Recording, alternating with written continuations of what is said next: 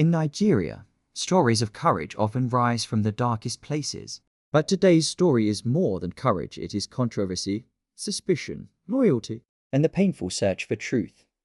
This is the story of Harrison Gwamnishu, a man once celebrated as a fearless human rights activist, now caught in the center of an accusation that has shaken the nation. This is the story of Harrison Gwamnishu, a nation watching, a truth unfolding.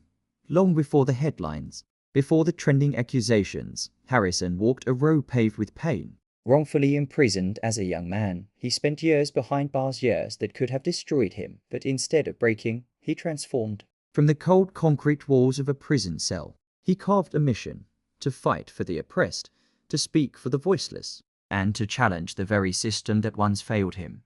From prison walls to purpose, pain became his fuel. 2025 became a year of national anxiety. Kidnappings swept through communities, leaving fear and heartbreak in their wake. Highways became dangerous, villages became targets, and families lived in constant worry. So when a family reached out to Harrison, their loved one kidnapped, he stepped forward again. Witnesses say he negotiated, coordinated, and tried to assist with the ransom. Risky, unofficial, dangerous, but familiar territory for him.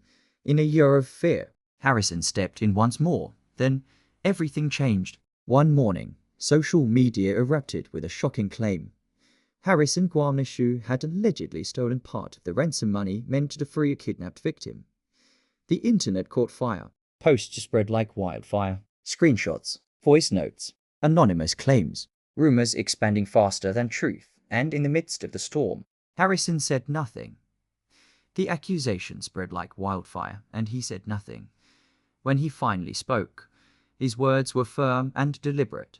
He explained that he stayed silent not from guilt, but because the kidnapped victim was still in captivity. A single wrong statement, he said, could have endangered a life. He denied the allegations, called them malicious and misleading, and challenged anyone to investigate him fully. His message was clear: judge me by truth, not by rumors.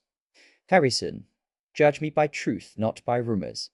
Nigeria split in two. To many, Harrison remained a hero, a man who had fought powerful forces and paid the price for his courage. To others, the allegation felt like proof of what they had always warned: that activists working outside official systems could cross dangerous lines. It was no longer just a story, it became a national argument. A nation divided, hero or suspect. Then came details many didn't know. Harrison had survived an assassination attempt years earlier, a price for challenging systems stronger than him. Some claimed he had long-standing enemies waiting for the perfect moment. Others insisted this controversy was an organized attempt to silence his growing influence. The deeper the story went, the more complicated it became. Threats, enemies, a past attempt on his life. Today, the investigation continues. No court has declared him guilty. No official conclusion has been made public. The kidnapped victim is free, but the controversy remains alive, hanging over his name like an unanswered question. No verdict, no closure. The investigation continues in a nation battling insecurity, broken trust, and rising fear. The story of Harrison Gwamnishu is more than a controversy. It is a reflection of a country searching for justice, struggling to define its heroes, and fighting to understand who truly stands on the side of truth. In the search for truth, a nation watches,